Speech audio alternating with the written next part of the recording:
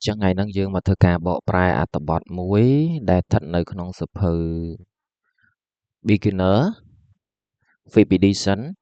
មេរៀនទី4ដែលអត្ថបទហ្នឹងមានចំណងជើងថា football star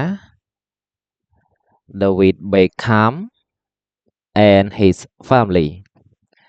អញ្ចឹងអាពាក្យ David Beckham នេះគេទៅសេទៅវាមាន comma អមសងខាងនេះមួយហើយនឹងកន្លែងនេះមួយ David Beckham នេះគឺជាឈ្មោះអញ្ចឹងនៅពេលដែលយើងបកគឺជាឈ្មោះនៅពេលដែលយើងបកគឺវាបញ្ជាក់ន័យឲ្យ football star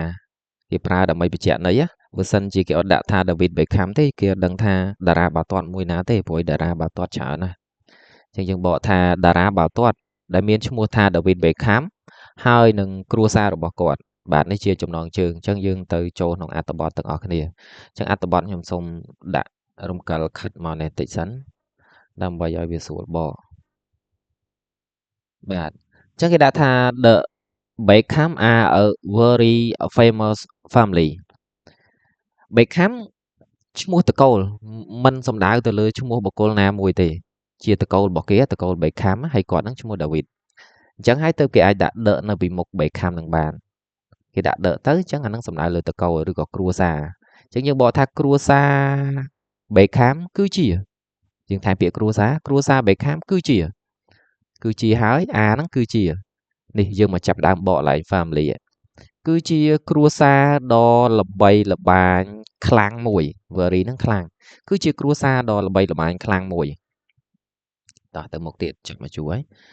David Beckham is a world famous footballer and his wife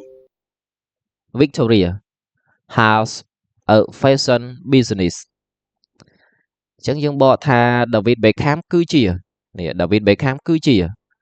បកឡើងនេះមុនចាប់ដើម football សិន David Beckham គឺជាតារាបាល់ទាត់ដ៏ល្បីល្បាញលើពិភពលោកម្នាក់ភាសាអង់គ្លេសបកទៅមុខទៅក្រួយអញ្ចឹងយើងថាអង់គ្លេសពិបាកបកប៉ុន្តែតាមការពិតអត់ទេនៅពេលដែលយើងដឹងតួនាទីដឹងឋានៈពាក្យនៅក្នុងល្បះហ្នឹងគឺយើងស្រួលបកវិញទេដោយ David Beckham អញ្ចឹង David Beckham is a world famous footballer អញ្ចឹងអាពាក្យ world famous footballer នេះបើយើងគិតថ្នាក់ពាក្យវាជា noun phrase កន្សោមនាមអញ្ចឹងកន្សោមនាមពាក្យនាមគឺពាក្យ footballer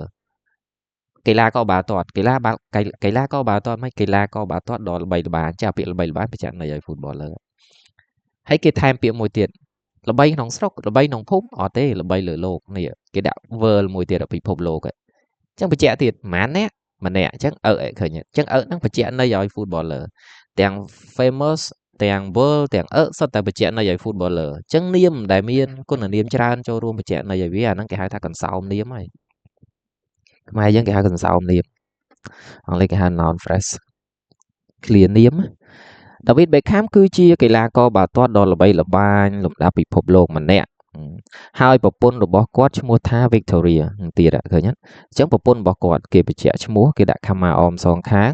Victoria ប្រពន្ធរបស់គាត់ដែលមានឈ្មោះថា Victoria has a fashion business មានចំនួនម៉ូដសម្លៀកបំពាក់ដ៏ល្បីល្បាញមួយមានចំនួនសម្លៀកបំពាក់ដ៏ល្បីល្បាញមួយ fashion នេះសំដៅទៅលើម៉ូដមានន័យថាម៉ូដទាន់សម័យបាទមានន័យថាម៉ូដទាន់សម័យអញ្ចឹងវាអាចជាម៉ូដសម្លៀកបំពាក់អាចជាម៉ូដស្បែកជើងអាចជាម៉ូដអីចឹងទៅតែ fashion ភាគច្រើនគេសំដៅទៅលើនិយាយថា fashion មានន័យថាសំដៅលើម៉ូដសម្លៀកបំពាក់ហើយបាទមានចំនួនម៉ូដសម្លៀកបំពាក់ដ៏ទាន់សម័យមួយ They have 4 children ពួកគេមានកូនចំនួន4នាក់មានកូនចំនួន4នាក់អញ្ចឹងពាក្យ children ហ្នឹងមកពាក្យថា child អត់មានថែម s ទៅជាពហុវចនៈទេពាក្យ child ជានាមប្រែប្រួលយើងចង់ឲ្យទៅជាពហុវចនៈ child គឺដូរទៅជា children ពួកគេមានកូនពួកគេមានកូនចំនួន4នាក់ three sons កូនប្រុស3នាក់នេះ three sons កូនប្រុស3នាក់ Brooklyn Romeo and Cruz ហើយនឹង Cruz and a daughter ហើយនឹងកូនស្រីម្នាក់ and a daughter Harper ហើយនឹងកូនស្រីម្នាក់មានឈ្មោះថា Harper Harper ណាមិនក៏មិនដាក់ comma អមសងខាងហើយ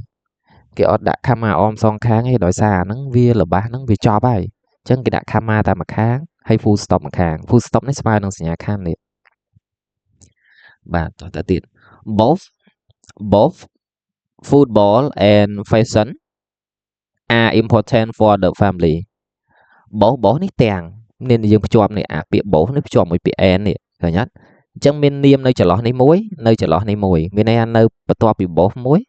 បន្ទាប់ពី and មួយអញ្ចឹងយើងបកថាទាំងបាល់ទាត់ទាំងម៉ូដសម្លៀកបំពាក់ទាន់សម័យ are important for the family គឺនេះគឺ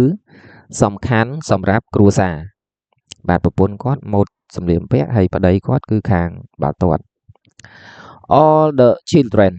កូនទាំងអស់ស្រឡាញ់បាល់ទាត់កូនទាំងអស់ស្រឡាញ់បាល់ទាត់ even little Harper សូម្បីតែក្មេងតូច Harper Victoria sister ប្អូនស្រីរបស់ Victoria Louis មានឈ្មោះថា Louis house a fashion boutique នេះយើងបកថាហាងលក់សម្លៀកបំពាក់ទាន់សម័យបាទអញ្ចឹងម្ដងទៀតប្អូនស្រីរបស់ Victoria មានឈ្មោះថា Louis មានហាងលក់សម្លៀកបំពាក់ទាន់សម័យអា fashion នេះក៏ម៉ូដទាន់សម័យអា boutique នេះហាងលក់សម្លៀកបំពាក់ទាន់សម័យតែដល់ពេលយើងបូកចូលគ្នាយើងបកអាទាន់សម័យហ្នឹងតែមួយបានហើយមានហាងលក់សម្លៀកបំពាក់ទាន់សម័យមួយ and Brooklyn work there ហើយ Brooklyn ធ្វើការនៅទីនោះ on Saturday នៅថ្ងៃសៅរ៍ហើយ Brooklyn ធ្វើការនៅទីនោះនៅថ្ងៃសៅរ៍បាទតោះខ្ញុំកលខិតគ្រូបន្តិចទៀតដើម្បីឲ្យវាស្រួលមើលឲ្យដល់ហ្មងឲ្យឃើញគ្រួសារគេហ្មងនេះនៅថ្ងៃសៅរ៍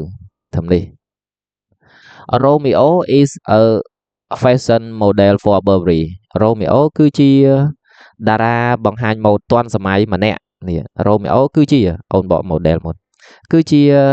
តារាបង្ហាញម៉ូដទាន់សម័យម្នាក់ខ្ញុំចង្អុលចុងព្រួយនេះ for Burberry សម្រាប់ Burberry អញ្ចឹង Burberry នេះម៉ូដរបស់គេណាម៉ូដរបស់គេទេ they a rich family ពួកគេគឺជាគ្រួសារដ៏មានមួយ they have 4 houses ពួកគេមានផ្ទះចំនួន4 in London នៅក្នុងទីក្រុងឡុង California និង California Dubai and the south of France ហើយនឹងប៉ែកខាងត្បូងនៃប្រទេសបារាំង but they ប៉ុន្តែពួកគេ are a normal family too ប៉ុន្តែពួកគេគឺជាគ្រួសារដ៏សាមញ្ញមួយ normal សាមញ្ញឬក៏ធម្មតាដូចយើងនិយាយថា normally អញ្ចឹងជាធម្មតាប៉ុន្តែពួកគេគឺជាគ្រួសារដ៏ធម្មតាមួយផងដែរធូនេះផងដែរធូនៅពីមុខល្បះចុងបញ្ចប់នៃល្បះយើងបកថាផងដែរតែបើនៅពីមុខនាមមានន័យថាណាស់បកខុសគ្នាអញ្ចឹង they like family time at home ពួកគេចូលចិត្ត like នេះចូលចិត្ត family គ្រួសារ time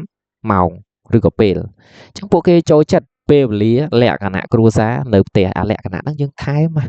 អាការបកហ្នឹងគឺបកធ្វើម៉េចឲ្យវាមានមានន័យថាមានសិល្បៈក្នុងការបកយើងបកទៅថែមថយខ្លះតែបកទាំងស្រុងពេកពិបាកស្ដាប់វិញឯងប៉ុន្តែសម្រាប់អ្នកដែលរៀនដំបូងតែបកថែមថយក៏ស្ដាប់អត់យល់គាត់អត់ឃើញពាក្យហ្នឹងអញ្ចឹងគាត់អត់យល់ទេអញ្ចឹងពេលខ្លះត្រូវការបកទាំងស្រុងហ្មងគាត់នៅបាក់ស្ដាប់តិច The parents work hard អញ្ចឹងឪពុកម្ដាយខិតខំធ្វើការ they have a charity for young people ពួកគេមានសប្បុរសធម៌មួយសម្រាប់មនុស្សវ័យក្មេងអញ្ចឹងកន្លែងសប្បុរសធម៌របស់គេមានឈ្មោះថាម៉េច The Victoria and David Beckham Charitable Trust នេះបើយើងបកថា charitable នេះមកពាក្យថា charity ជានាមសប្បុរសធម៌តែ charitable សំដៅទៅលើដែលសប្បុរសធម៌អញ្ចឹងជាគុណនាមអញ្ចឹងយើងបកថាទំនុកចិត្តឬក៏ភាពទុកចិត្តដែលសប្បុរសធម៌របស់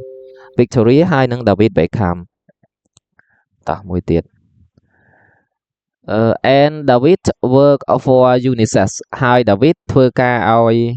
ហើយ David ធ្វើការឲ្យឬក៏ធ្វើការសម្រាប់អង្គការ UNICEF ហ្នឹងមកពីពាក្យកាត់ថា United Nations International Children Emergency Fund យើងបកថាអង្គការសហប្រជាជាតិសម្រាប់មូលនិធិបន្ទាន់របស់កុមារអន្តរជាតិមានន័យថាអង្គការហ្នឹងជួយក្មេងៗដែលរងទុក្ខហើយមិនមែនជួយតែក្នុងប្រទេសណាមួយទេគឺជួយសម្រាប់គ្រប់ប្រទេសទាំងអស់អញ្ចឹងអង្គការ UNICEF យើងហៅ UNICEF នោះបាទមានប៉ុណ្ណឹងហើយនេះក្រុមគ្រួសាររបស់ David Beckham យើងទៅមើលមុខគេគ្រួសារអ្នកមានបាទឪបាល់ទាត់ប្រពន្ធខាងម៉ូដសម្លៀកបំពាក់កូន3នាក់នេះ Harper កូនប្រុសនេះ3នាក់នេះមានប្រមាណអ្នកឈ្មោះអីគេខ្លះខាងលើមិញហើយប្រពន្ធនេះ Victoria បាទ Romeo មួយណាទេអត់ស្គាល់ទេ Brooklyn Romeo Brooklyn បាទអញ្ចឹងអត្ថបទរបស់យើងចប់ប៉ុណ្ណឹងបាទ